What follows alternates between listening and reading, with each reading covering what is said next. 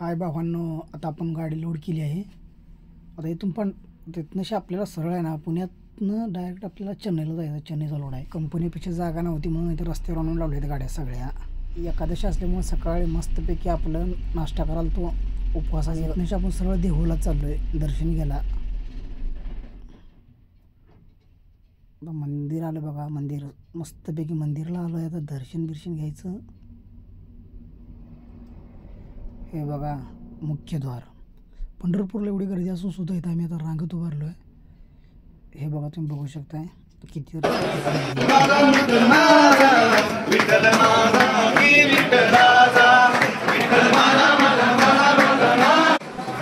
कंपनीत का गाडीच पेपर तयार होणं म्हणून आम्ही इथं दर्शन घ्यायला आलो देहूला. मस्तपैकी दर्शन घेतलं. तुम्ही बघू शकता कसं मंदिर जबरदस्त आहे ना, खतरनाक. गर्दी पण खूप होते. पंढरपूरला एवढी माणसं जाऊन सुद्धा देहूमध्ये गर्दी होती. देहूमध्ये बघा किती गर्दी आहे. तोपर्यंत खाली पोरं बघा मस्तपैकी कसलं मस्तपैकी आपलं पारायण म्हणत इथनं रांगेत लागलो.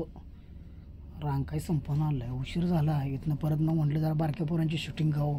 मस्तपैकी त्यांनी बघा कसलं भारी करायला लागले. तर तिथनंशी आली पळपळत रांगत. परत श्री हरीश्वरचं मंदिर होतं, तिथं मस्तपैकी दर्शन घेतलं. आतमध्ये सद्गुरू श्री तुकाराम महाराज यांचं मंदिर होतं, शिळा मंदिर म्हणून.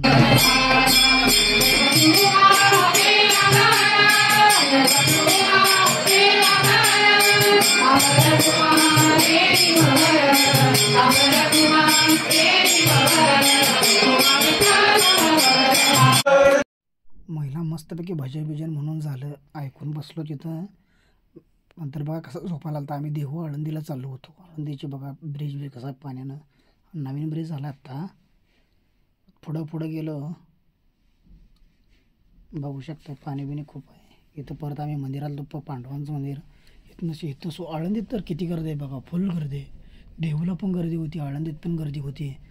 दर्शन काय मिळायचं नाही. म्हटलं एकाला विचारलं होतं आम्ही किती टाईम लागेल. त्यांनी सकाळी 10पासून ते आत्ता 1 वाजलेत, 1 वाजेपर्यंत त्यांनी रांगत होते, तरी पण त्यांना अजून दर्शन मिळालं नव्हतं.